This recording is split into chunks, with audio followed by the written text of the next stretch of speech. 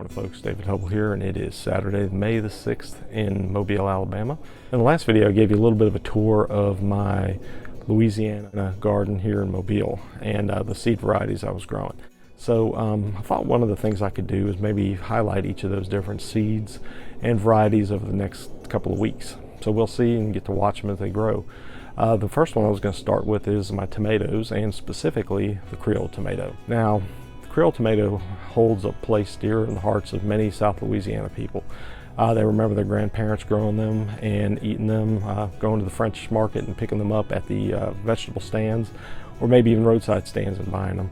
And they're high acid tomato, very juicy, kind of a thin skin. Not the prettiest tomato. I mean, they were kind of ugly, to be honest with you, but they had one of the best tastes that anybody could remember.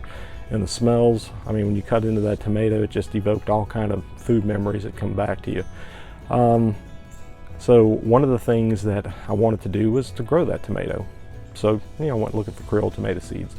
And come to find out, even though there is a Creole tomato seed, there is actually the seeds that are the tomatoes that our grandparents and great-grandparents grew were not these same seeds. Creole was more of a term, I think, used for marketing. In fact, it had to be grown in anywhere from St. Bernard's or Plaquemine Parish, but no further north than maybe say St. John the Baptist Parish. Those are considered the Creole tomatoes, and Creole being all things grown in Louisiana locally versus say a Florida tomato or maybe a California tomato. This indicated that they would be local and fresh, and so that you could expect them to be as ripe as possible when you get them. So that was mostly what it was. Now, the old timers, including my grandfather, he told me that the variety that he remembered growing in the 1930s was something called Break-A-Day.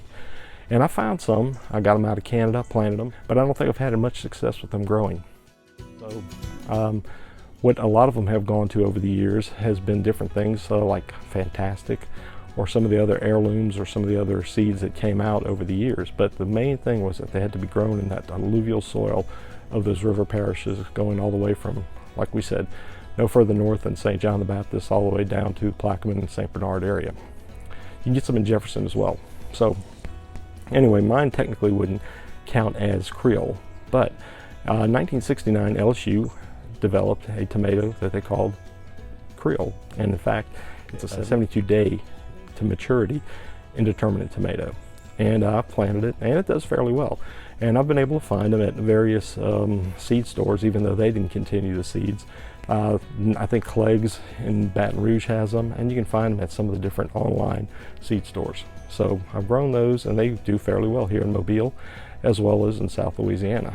So we'll go look at mine, and we can see what they are. But what happened is that most of what you're getting today actually be tomatoes such as Big Boys or Whoppers. They used to grow something called Fantastic. So I think I've even read Super Fantastic was another one that they grow. But I think by far, most of the ones that you'll get are actually celebrities. So if you can grow a good celebrity tomato, then you're halfway there. If you get some good soil, high acidic soil, and celebrity, then you got a fine tomato on your hands. Most of the ones you'll see in the stores are probably going to be bigger, so it's going to be a bigger variety and won't be your celebrities. But they also, to me, don't have the same taste as getting them right off the roadside stand. So we'll go check mine out and see what you think. So I got these on the end, and what I'll probably do is I'll come and revisit them from time to time, but you can see I've actually got some tomatoes, some of the first ones forming here. So you can check them out. I got these in the ground about March 17th, so not quite 2 months yet. I suspect probably in another couple of weeks I will be picking. You can get an idea of what these leaves look like.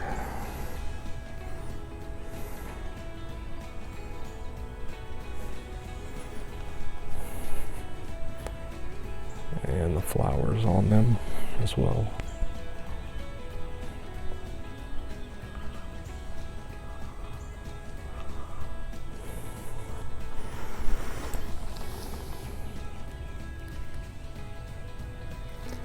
As you can see, they put on a pretty decent amount. I think there's about 2, 4, 6, 8. And you get them there. Say another bunch will come up here. And I got another set coming in there. And there's a bunch on the side here that actually hadn't even done anything yet. So they have the potential to be pretty highly abundant.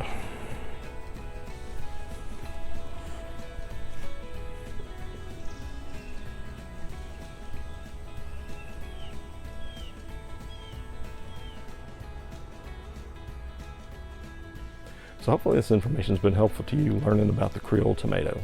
Like I said, the variety I grow, have been doing this for a couple of years. I also do grow celebrities as well, and we'll talk about those in the upcoming episodes.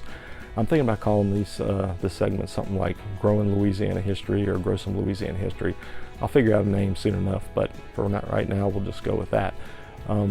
If you like the information here and it's been helpful, please share it with your tomato and South Louisiana vegetable growing friends, as well as